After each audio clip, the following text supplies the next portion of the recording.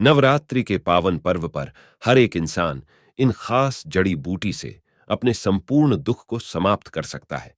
वो न केवल धन पा सकता है, बल्कि अपने पूरे परिवार के दुख को भी मिटा सकता है। जी हाँ दोस्तों, यही ताकत है नवरात्रि की, यही शक्ति है इन खास दिनों में। जिसने माना उसने पाया, और जिसने नहीं माना उसने सब गवाया। आज हम ऐसी ही खास जड़ी बूटी के बारे में बात करेंगे जिनसे सब कुछ पाया जा सकता है। चाहे किसी को वशीकरण करना हो, किसी को अपना बनाना हो, या धन कमाना हो, तो ध्यान से आज इस वीडियो को सुनिएगा। इसमें आपको बड़ी काम की बात पता चलेंगी, जो आपको कोई करोड़ों रुपए लेकर भी नहीं बताएगा। तो आइए फिर शुरू करते हैं।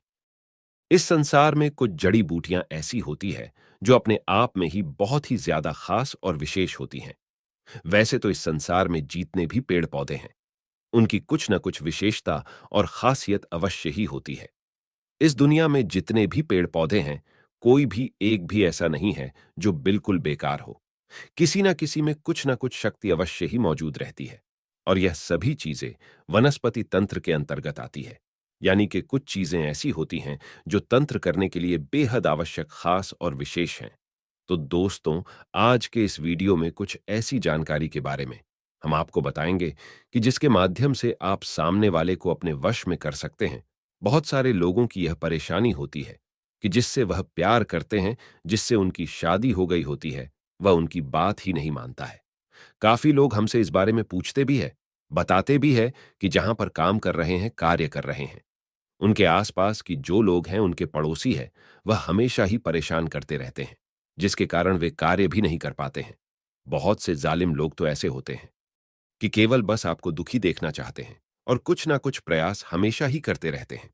लेकिन दोस्तों, आज के इस वीडियो में जो जानकारी है वह बेहद खास है, जिसका इस्तेमाल करके आप सामने वाले को अपने वश में कर सकते हैं।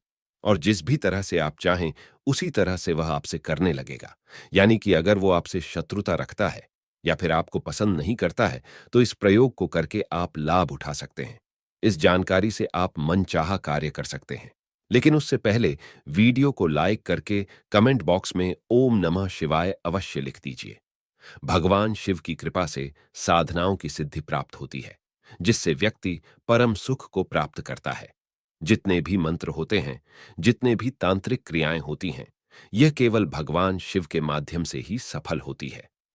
तो दोस्तों, जैसा कि हमने आपको पिछले वीडियोस में भी बताया है कि जो तंत्र होता है, तंत्र की जो क्रियाएं होती हैं, उनमें किसी भी चीज की आवश्यकता नहीं पड़ती है।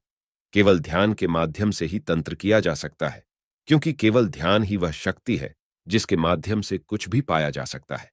और तंत्र क्रियाओं को करने के लिए ध्यान को ही माध्यम बनाया जाता है, और उसी चीज को एक्सेस किया जाता है जो सभी लोगों में समान और निश्चित ही होती है, जैसे चेतना सब में होती है।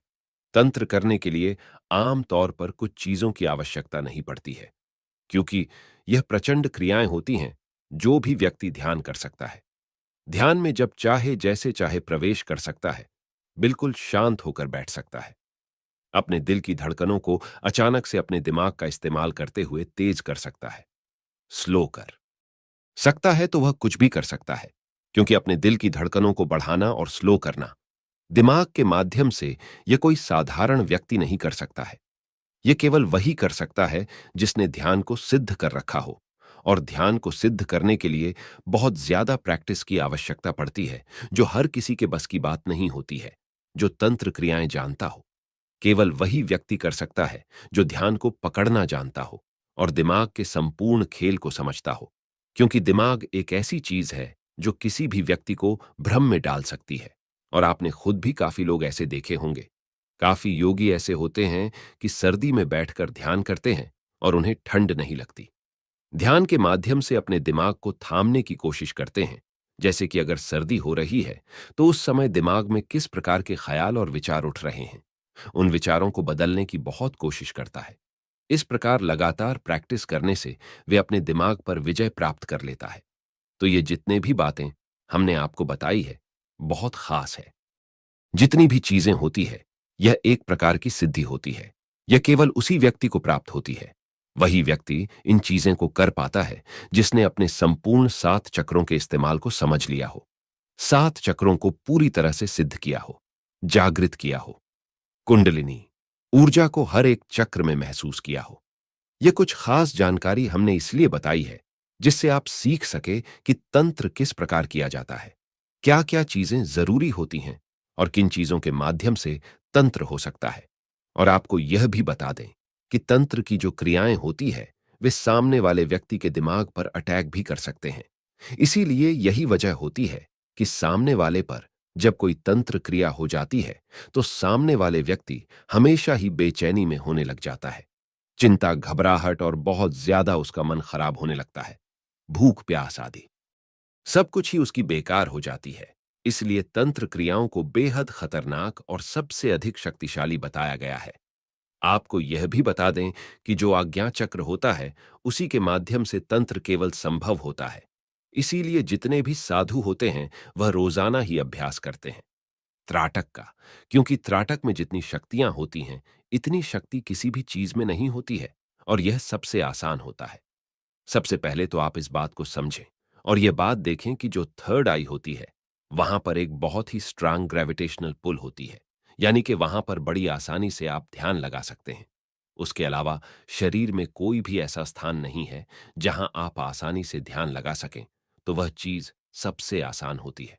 इसीलिए रोजाना आपको त्राटक करना चाहिए, क्योंकि जो व्यक्ति त्राटक को रोजाना करता है उसकी आंखों में ऐसा प्रचंड वेग होता है कि वह शत्रु कि अगर आंखों में आंखें डालकर मन में कोई बात बोल दे तो उसके शत्रु के साथ होनी निश्चित है और बिल्कुल तय है। इसी प्रकार जो लोग त्राटक करते हैं उनमें अपने आप ही वशीकरण की सम्मोहन की शक्ति मौजूद रहती है। बल्कि इसी के माध्यम से, यानी कि आज्ञा चक्र के माध्यम से, आप अपनी संपूर्ण मनोकामना को भी पूरा करवा सकते हैं, जो भी चीज आप चाहते हैं।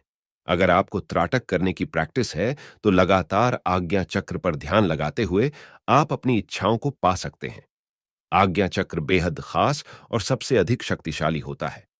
आज्ञा चक्र के जागृत होने से बुद्धि बिल्कुल कंट्रोल में आ जाती है। फिर बुद्धि इधर उधर बिल्कुल भी नहीं भागती है। वह बिल्कुल शांति से संपूर्ण सुख को अनुभव करने लग जाता है। लेकिन इस बात का ध्यान रखें कि जब भी आप त्राटक करते हैं तो बिल्कुल भी अपने त्रिनेत्र के साथ जबरदस्ती बिल्कुल नहीं करनी है, क्योंकि काफी लोग ऐसे होते हैं कि आज्ञा चक्र ध्यान लगाते हैं, बाहरी त्राटक करते हैं, आंतरिक त्राटक भी करते हैं, लेकिन इस प्रकार से करते हैं कि जबरदस्ती इस प्रकार हो जाता है कि उनके थर्ड ओनय पर दर्द होने लग जाता है। तो ऐसे आपको बिल्कुल भी नहीं करना है। जब दर्द होता है तब उसी समय आपको रोक देना है। यह सबसे सरल, सबसे आसान ऐसी क्रिया है कि अगर आप त्राटक करते हैं तो कोई भी व्यक्ति आपके विरुद्ध नहीं जा सकता है, और अगर वह आपके विरुद्ध जाता है तो उसके जीवन में फिर कुछ भी अच्छा नहीं हो सकता है। आज्ञा चक्र पर रोज ध्यान लगाने वाला व्यक्ति सम्मोहन वशीकरण इस प्रकार से बड़ी आसानी से सिद्ध कर लेता है कि जिस चीज की वह कामना करता है, चाहे वह कोई भी चीज हो, उसके पास निश्चित ही दौड़कर आती है। लेकिन दोस्तों, अगर आप ध्यान नहीं कर पाते हैं, आज्ञा चक्र पर भी आपका ध्यान नहीं लगता है, तो आप कुछ पेड़ पौधों की, यानी कि वनस्पति तंत्र की सहायता भी ले सकते हैं। जैसे कि चिरचिटा का पौधा होता है जो बड़ी आसानी से कहीं पर भी मिल जाता है। इसे अपामार्ग भी कहते हैं। यह जो पौधा होता है इसमें वशीकरण की सिद्धियां मौजूद रहती है, इसकी जड़ में मौजूद रहती है और यह कहीं पर भी बड़ी आसानी से मिल जाता है। इसकी पहचान यह है कि इसको जब आप किसी कपड़े पर फेंकेंगे तो वह चिपक जाता है। काफी जगह इसे अपामार्ग कहा जाता है, चिरचिटा भी कहा जाता है, और बचपन में आपने इससे काफी खेला होगा। आपको केवल इतना करना है कि किसी भी सोमवार, बुधवार, शुक्रवार या फिर रविवार के दिन इस पौधे की जड़ को निकाल कर लेकर आ जाना है। सबसे पहले आपको इस बात का ध्यान रखना है कि ऐसा पौधा आपको चुनना है जिसके पास आप केवल एक बार जाएंगे, जो आपके घर से दूर हो। ऐसी जगह पर दूर देखना है। यह बड़ी आसानी से कहीं भी जंगल में मिल जाता है। तो वहीं पर जाकर आप इस पौधे को सबसे पहले जल दे दें और एक लोटा जल चढ़ाकर इसकी जड़ को निकाल लें और अच्छी तरह से धो लें, और एक पत्थर भी ले लें। आप इस बात का ध्यान रखें कि केवल पत्थर पर ही इस जड़ को आपको पीसना है, और जिस समय आप पिसेंगे तो पीसते समय आपको क्लीम बीज मंत्र का उच्चारण करना है। क्लीम भगवान श्री कृष्ण का बीज मंत्र है। भगवान श्री कृष्ण को आकर्षण का, सम्मोहन का देवता माना जाता है, और यही बीज मंत्र जपने मात्र से ही सम्मोहन सिद्ध होता है। तो वशीकरण करने के लिए जड़ को पीसते समय आपको क्लीम बीज मंत्र मन ही मन बोलते जाना है। जितनी देर में यह पेस्ट बनेगा, उतनी देर तक आपको क्लीम बीज मंत्र बोलते जाना है। थोड़े थोड़े पानी के छींटे उस पर लगाते जाना है, जिससे गिला पेस्ट आपका बन जाए। और बस इस पेस्ट को आप किसी डिब्बे में भर कर रख लें। फिर जिसे आपको वश में करना हो, बस उस व्यक्ति को आपको यह तिलक लगा देना है। जैसे ही आप उस व्यक्ति को क्लीम मन में बोलते हुए तिलक लगाएंगे, वह व्यक्ति बिल्कुल आपके अनुकूल हो जाएगा और आपके वश में हो जाएगा। लेकिन अगर उसे तिलक ना लगा पाए, तो आप केवल इतना कर सकते हैं कि अपने उल्टे हाथ की हथेली में इस पेस्ट को रखते हुए अंगूठे से उस पेस्ट को रगड़ते हुए क्लीम बीज मंत्र का जप करना है और अंगूठे से ही अपने माथे पर इस तिलक को लगा लेना है। अगर इस तिलक को वह व्यक्ति देख लेता है जिसे वश में करना हो, तो इससे भी वशीकरण हो जाता है। बस तिलक लगाते समय थर्ड औने पर उस व्यक्ति का ध्यान करें। अगर कुछ पूछना चाहते हैं तो हमें कमेंट में बताएं। हम आपकी सहायता करेंगे। हम आपके लिए ऐसे ही खास वीडियो लाते रहेंगे, तो बोलिए, हर हर महादेव सबका कल्याण करे।